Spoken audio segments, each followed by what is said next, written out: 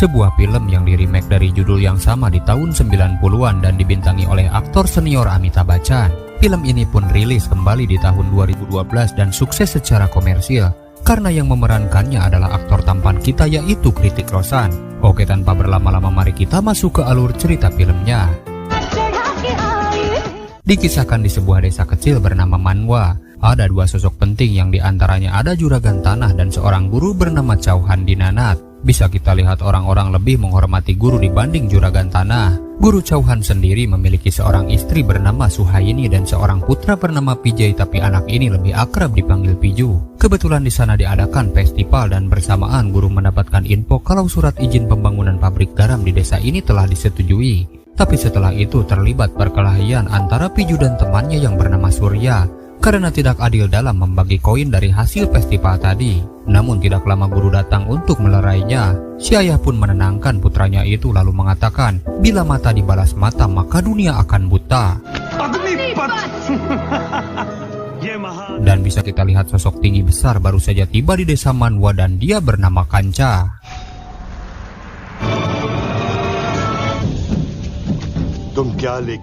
Setelah lama tidak terlihat, Kancha kembali dengan sikap arogannya yang berlebihan. Kemudian guru datang menegurnya secara baik-baik agar tidak membuat kegaduhan di desa ini. Namun Kancha mengatakan jika dia sedang mengajak para warganya untuk memulai sebuah kemajuan, dia akan lebih mendedikasikan hidupnya di desa ini dengan membuat pabrik garam dan dia akan meminjam lahan para warga. Setelah itu dia akan menjual garam ke kota dengan harga tinggi, sementara keuntungan warga jugalah yang akan menikmatinya. Mendengar itu sebagian warga di sana pun setuju. Ayo, lekin uske liye. Singkat waktu saat hujan lebat, guru memberikan nasihat kepada warganya supaya jangan tergoda untuk menyerahkan tanah kepada Kancha. Ia yakin jika janjinya itu semua palsu. Warga desa hanya akan dimanfaatkan dan suatu saat tidak memiliki apa-apa. Pabrik garam yang sekarang berdiri sudah cukup untuk mensejahterakan desa Manwa. Itu adalah milik semua warga dan warga jugalah yang bekerja di sana tanpa harus menyerahkan tanah kepada orang lain. Dan kabar itu pun langsung terdengar oleh Kancha. Di malam harinya seorang murid guru bernama Bindia datang malam-malam karena teman Pijay yang bernama Surya memberitahu kalau Bindia dipanggil oleh guru. Kebetulan rumah guru tepat berada di seberang sekolah. Di jendela dia pun melihat lampu sekolah yang masih menyala. Guru pun merasa kalau dia lupa mematikannya. Dia pun akan memeriksa ditemani oleh Piju putranya. Mereka pun sempat melihat Surya dan anak lain yang seperti terburu-buru. Dan ketika masuk mereka dikejutkan dengan Bindia yang sudah tergeletak tidak berdaya. Piju pun disuruh untuk segera mencari pertolongan. Di saat itulah bersamaan suara lonceng terdengar yang dilakukan oleh Kancha, sehingga para warga keluar dan menyaksikan Bindia di tangan guru. Lalu di saat panik dan ditanya disuruh siapa Bindia ke sini, dia pun menunjuk guru dan gadis itu pun menghembuskan napas terakhirnya, sehingga jebakan Kancha berhasil untuk menjatuhkan harkat dan martabat seorang guru.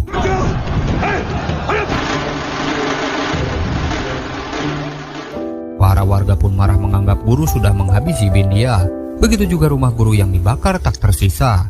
Istrinya dan juga Piju tidak mampu melawan emosinya para warga. Dan Piju kecil harus menyaksikan ayahnya yang dihukum tanpa dosa oleh Kancha di pohon beringin. Setelah peristiwa itu, Piju dan ibunya memutuskan untuk pergi dari desa. Mereka ke Mumbai berharap bisa melupakan masa lalu dan hidup lebih baik. Namun kenyataannya di kota kehidupan lebih keras. Saat itu ibu Piju sedang mengandung anak kedua. Piju pun minta tolong tapi tak ada seorang pun yang mau peduli. Namun ada seorang ibu dan anak gadisnya yang ikhlas untuk menolongnya. Hingga lahirlah dengan selamat dan Piju kini memiliki seorang adik perempuan.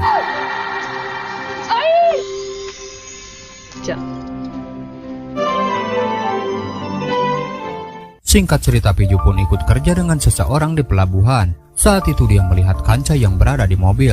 Tanpa pikir panjang, Piju pun langsung berlari mengejar. Kancha pun menemui seorang mafia berkuasa di Mumbai bernama Lala Rauf. Bersama anak buahnya, Kancha menawarkan bubuk haram agar bisa diperjualbelikan di sini. Dan apa yang Lala mau, Kancha pun akan memberikannya. Tapi Lala ingin tahu asal barang itu dari mana. Namun Kancha tidak memberitahunya. Sedangkan Piju melihat mereka di kejauhan. Dirasa tidak ada kejelasan.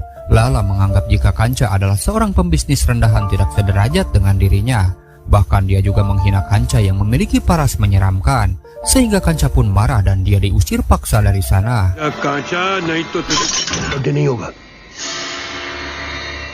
Piju sekarang tinggal di rumah susun bersama ibu dan anak gadis waktu itu dan dia bernama Kali. Polisi yang bernama Shinde pun mendapatkan jatah bayaran atas aktivitas warga di daerah sini. Tidak lama datang kelompok Lala mencari keberadaan seorang pria karena dia sudah dibayar Kanca untuk menghabisinya. Dan tanpa ampun Lala melenyapkannya di depan kedua mata Piju dan orang-orang di sana. Piju yang sebelumnya pernah menyaksikan ini pun tanpa takut sama sekali. Malah dia pun tenang sambil menggendong adiknya. Hey, chokre. Vijay.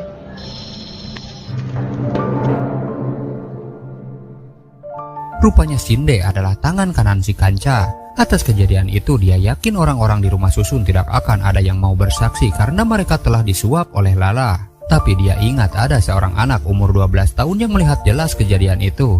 Hingga Piju disuruh bersaksi mengatakan kebenaran kepada kepala polisi bernama Gaitonde.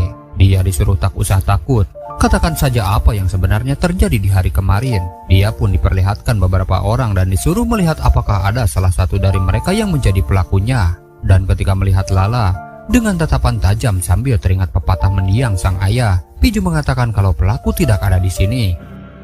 शक्ति का नहीं है। इसने सरेआम तात्या का कत्ल किया है।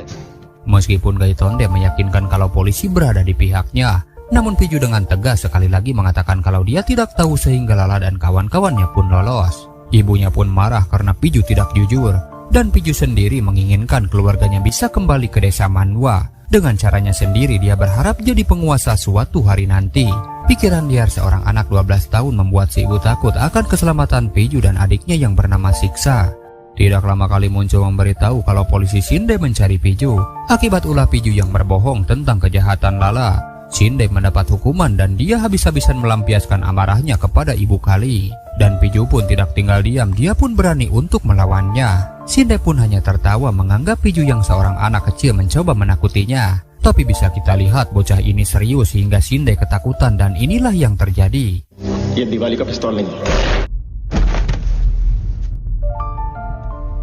Tidak sampai di situ dia juga datang menghampiri Lala. Tapi bukan untuk menghabisinya, melainkan Piju ingin menjadi anak buahnya.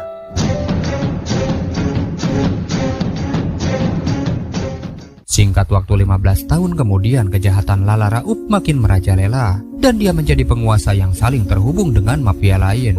Wartawan pun bertanya apakah kepolisian ini tidur sehingga kasus ini dibiarkan berkembang seperti ini. Gaitonde mengatakan jika Lala kini menjalankan bisnis barang haram yang dia selundupkan melalui pedagang. Setiap kali polisi bergerak maka Lala akan selangkah lebih dulu dan Gaitonde pun menyadari kesalahan sistem di kepolisian. Lala merekrut pengangguran dan tunawisma untuk menjalankan bisnisnya itu. Dia juga memberikan pekerjaan dan tempat tinggal.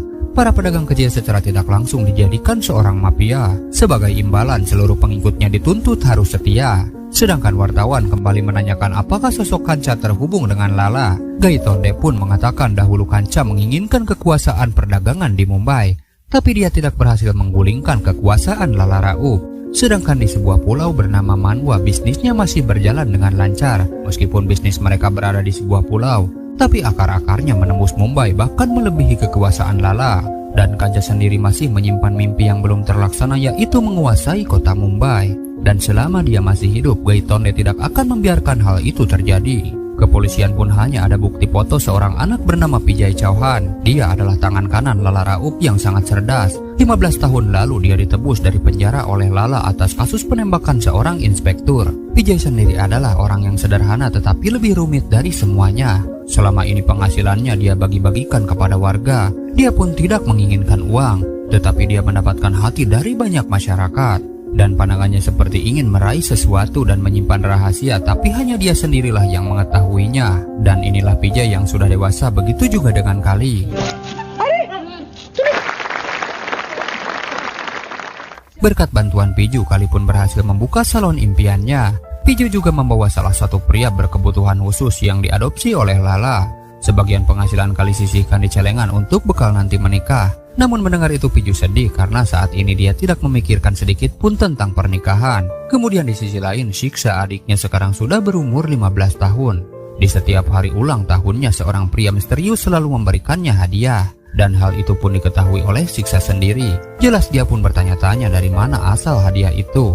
Namun Piju pun tidak menjawab, malah dia sedih ketika melihat sang ibu yang berdiri menatapnya. Setelah tragedi di masa lalu, Piju tak pernah tinggal serumah, bahkan adiknya Siksa juga tidak pernah tahu kalau Pijay adalah kakaknya.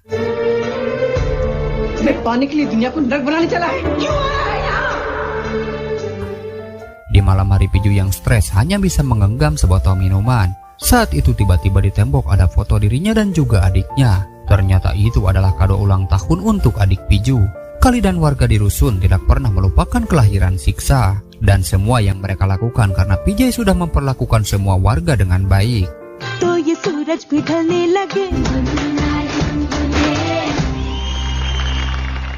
Kemudian Lala melihat berita tentang peredaran obat-obatan yang makin memakan banyak korban jiwa. Menteri Dalam Negeri bernama Bolkar mengatakan kalau Kanca tidak terlibat dalam masalah ini. Tetapi Lala Rauplah yang harus ditangkap karena sudah sangat meresahkan. Mendengar itu Lala sendiri pun tidak terima. Kita pun diperlihatkan seorang pria bernama Mazhar, putra kandung Lala sendiri. Dia ditegur si ayah karena memasang harga barang dengan sangat tinggi. Jelas pelanggannya itu pun tidak jadi membeli. Dan mereka mengatakan akan mendapatkan barang itu dari orang lain.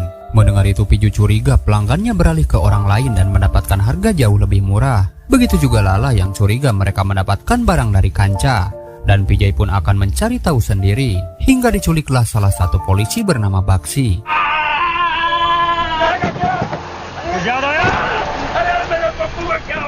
Dia disuruh mengaku di manakah Kanca mendaratkan barangnya.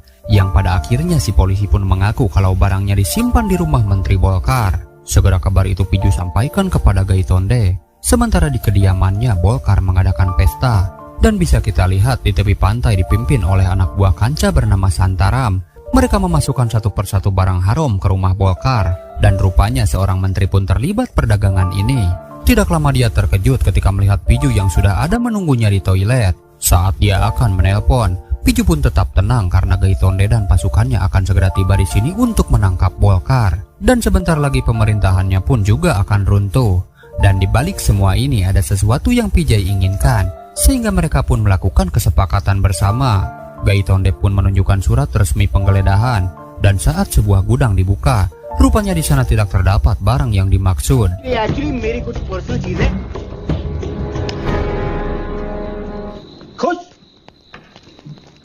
Setelah itu Santaram ketakutan karena dia tahu Kanca akan marah dan hidupnya pun kini terancam. Santaram akan menghabisi Gaitonde tapi dilarang oleh Bolkar karena Santaram tidak akan mampu melawan para polisi. Apalagi catatan rekor Gaitonde itu bersih. Dan jika ingin balas dendam maka Bolkar menyarankan untuk menghabisi Pijay. Namun tanpa disadari di balik bangunan itu setelah Bolkar pergi, beberapa orang sudah merencanakan sesuatu dengan Piju. Dia memasukkan koin ke dalam telepon umum, lalu inilah yang terjadi.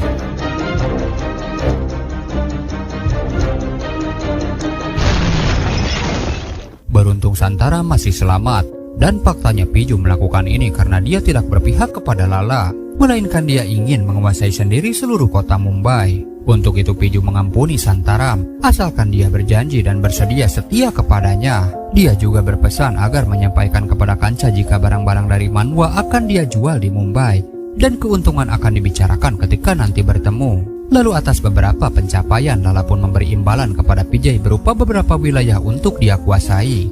Sedangkan anaknya Mazhar hanya dihadiahkan pernikahan di bulan depan. Jelas sebagai putra kandung, Mazhar merasa iri dengan apa yang Pijay dapat. Namun si ayah mengatakan biarkanlah Pijay memimpin tahta untuk saat ini.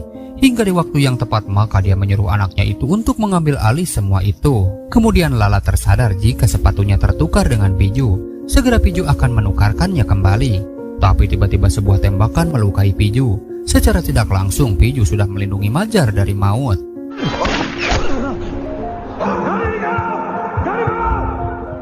Dibawalah Piju ke rumah sakit. Dan Mazhar yang tadinya iri seketika mati-matian membela Piju agar segera ditolong karena dia sudah menyelamatkan nyawanya. Tidak lama Gaitonde datang lalu membubarkan mereka semua. Dia minta waktu kepada dokter untuk bicara dengan Piju. Gaitonde pun langsung bertanya apakah yang ingin Vijay raih dengan melakukan semua ini. Dia tertembak peluru biasa dan mengenai bahu, padahal penjahat tidak menggunakan peluru seperti itu. Jelas Vijay tidak mengerti apa yang dimaksud Gaitonde. Dia pun memperjelas kembali kalau tindakan penembakan itu seolah-olah mengarah kepada Majar dan membuat Lala Rauf terkesan dengan pengorbanan Vijay. Dan cerobohnya si penembak meninggalkan botol minuman dan tidak lama lagi sidik jarinya akan mengungkap kebenaran ini. Di situ Vijay tidak menyangka jika rencananya mulai dicurigai. Singkat waktu tibalah di hari pernikahan Majar. Di situ dia menganggap Vijay saudara sekaligus pahlawan baginya. Tidak lama seseorang menelpon memberitahu pelaku penembakan di hari itu. Dan pelakunya adalah Santaram atas perintah Kanca. Mengetahui hal itu, dia tidak akan membiarkan Santaram hidup. Dia pun tidak akan menikah sebelum melihat sendiri jasadnya. Ditemani Vijay, Majar pun melampiaskan amarahnya. Namun bisa kita lihat Piju membiarkannya sendirian sehingga dia pun terluka. Dan di situ barulah Majar menyadari jika dia telah dihianati oleh Vijay. Tidak sampai di situ karena sudah meninggalkan barang bukti saat kejadian. Santaram tak lepas dari hukuman Vijay. Dia juga mengatakan jika tujuan utama adalah untuk sampai ke Kanca. Dibawalah Majar ke hadapan ayahnya. Di hari pernikahan putranya, Lala terpukul melihat Majar telah tiada sampai-sampai dia pun jatuh sakit. Dan setelah itu, kini kekuasaan pun ada di tangan Vijay Chauhan. Mendengar Vijay yang sekarang berkuasa, Kanca pun langsung menghubunginya. Vijay pun akan memberikan apa yang Kanca mau, dan dia akan datang sendiri ke Manwa.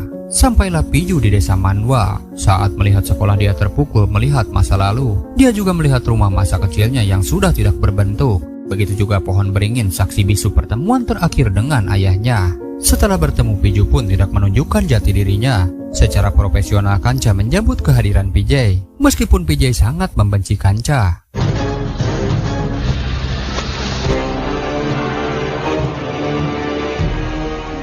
Sedangkan dia kesini adalah untuk memberikan kota Mumbai untuknya. Kanca pun mengatakan tidak ada seorang pun yang berani datang ke sini tiba-tiba ingin menyerahkan kekuasaan di Mumbai. Pasti di balik semua ini ada imbalan yang harus Kanca bayar. Dan benar saja Vijay akan memberikan Mumbai dan dia juga meminta desa Manwa.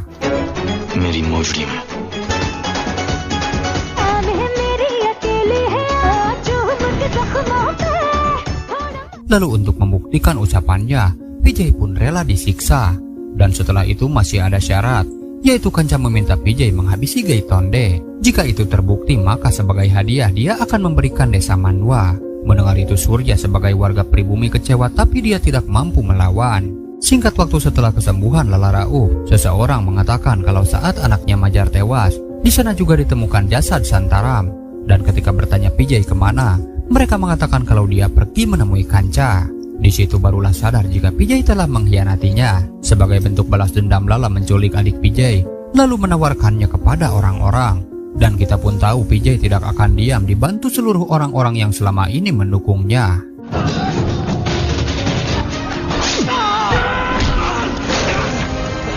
Meskipun sempat membiarkan Lala hidup, tapi dia yang terus menghina adiknya membuat Vijay semakin murka. Sedangkan ibunya berteriak mencoba menghentikannya. Begitu juga Siksa yang bertanya kenapa Vijay menyelamatkannya dan kenapa si ibu berteriak-teriak memanggil namanya. Ibunya yang kesal pun memberitahu kalau Vijay adalah kakak Siksa sendiri.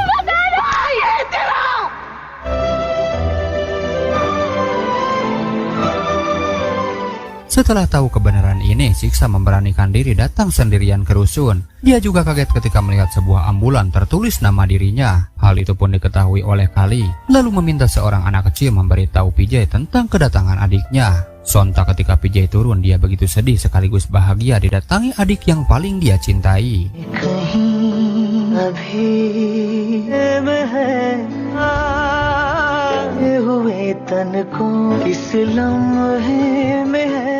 Dan setelah itu mereka pun pulang bersama. Di situ juga ada si ibu yang sudah menunggunya. Kita pun tahu jika kasih ibu itu sepanjang masa. Meskipun Vijay pernah mengecewakannya, tapi dia berharap malam ini Vijay bisa makan malam bersama. Saat di meja makan, Siksa ingin tahu tentang sosok ayahnya. Sedangkan setiap kali dia bertanya tentang ayahnya, si ibu selalu menjawab kalau ayahnya adalah seorang guru di desa Manwa. Dan setelah dia tiada, si ibu pun pindah ke Mumbai. Mendengar itu Vijay kecewa karena si ibu tidak memberitahukan yang sebenarnya.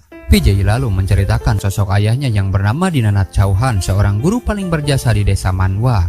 Dia selalu menjunjung tinggi kejujuran dan keadilan, tapi semua pencapaian itu sia-sia karena ayahnya tewas secara tidak hormat. Mendengar itu si ibu marah karena dia tidak mau mengungkit masa lalu. Dia pun lalu mengusir Vijay dari rumah. Sebelum pergi dia sempat membawa makanan dan memakannya di luar. Melihat itu Kali menenangkannya kalau sebenarnya ibu sangat mencintainya, tapi dia belum bisa mengatakannya saat ini. Namun dengan makanan ini, Piju pun merasakan kasih sayang dari ibu yang hilang selama 15 tahun lamanya. Mendengar itu Kali pun sedih tak kuasa. Kemudian Bolkar melihat kabar kalau sebelum pensiun Gaitonde akan memberantas semua mafia obat-obatan. Kabar itu pun dia sampaikan kepada Kanca. Bolkar pun khawatir karena Gaitonde telah membentuk divisi khusus. Di sisi lain Vijay ditemui oleh Surya, anak buah Kanca. Atas perintahnya Surya mengajak Vijay agar segera menghabisi Gaitonde. Segera Piju pun menemuinya agar Gaitonde berhenti mengejar Kanca. Jika tidak maka nyawanya lah yang jadi taruhannya. Gaitonde punya keluarga dan seharusnya dia takut. Tapi sebagai polisi sejak awal memakai seragam, dia pun tak pernah takut sedikit pun. Namun dia juga salut karena Vijay sendiri punya rasa takut, meskipun itu hanya sekedar mengingatkan orang lain. Setelah pergi bisa kita lihat Surya memperhatikannya. Dia pun segera menghubungi Kanca kalau Vijay tidak menghabisi Gaitonde dan haruskah dia yang melakukannya. Esok harinya saat festival Ganesha, Piju diberitahu kalau Surya akan menghabisi Gaitonde. Tapi Piju lebih dulu dan langsung menghabisinya sambil mengungkap jati diri sebenarnya. Dia bernama Vijay Chauhan, anak dari guru Chauhan yang berasal dari desa Manwa.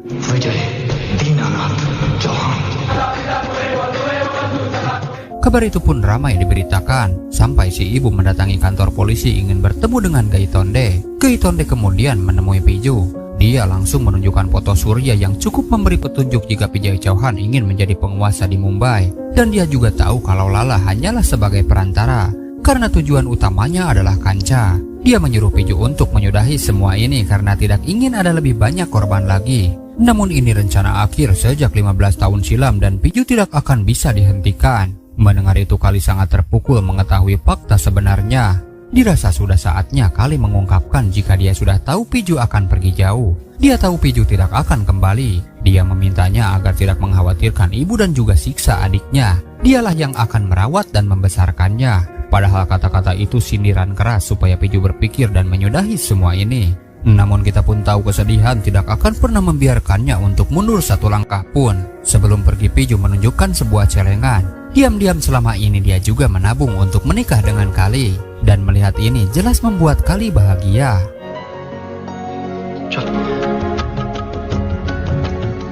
Sedangkan Kanca sendiri pun akhirnya menyadari jika Vijay kesini bukan untuk berbisnis melainkan membalas dendam kepada dirinya. Singkat waktu Piju pun akhirnya menikahi Kali. Tapi siapa sangka bahaya lebih dulu mengintai mereka. Dan yang menjadi korbannya adalah Kali. Piju pun harus menelan kenyataan pahit. Ketika di hari pertama menikah dia harus kehilangan istri untuk selamanya. Kemudian Kanca mendengar kabar jika anak buahnya gagal menghabisi Piju. Ayahnya pun panik ketakutan karena tahu Piju akan datang ke sini. Dan di malam harinya bisa kita lihat satu persatu Piju habisi. Dan Kanca pun tak gentar sedikit pun. Begitu juga dengan Piju yang sudah ada di belakangnya. Hingga mereka pun bertarung dengan sengit.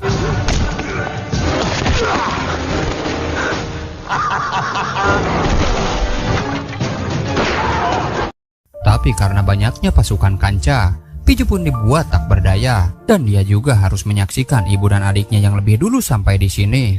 Si ibu pun berteriak-teriak meminta pertolongan para warga. Dan warga sendiri akhirnya menyadari jika guru Chauhan tidak bersalah. Dengan keadaan lemah, Piju mengatakan tidak ada gunanya minta tolong kepada mereka. Karena di malam 15 tahun lalu, ketika ayahnya dihukum, orang-orang ini menghakimi dan tidak ada yang bicara tentang kebenaran satupun.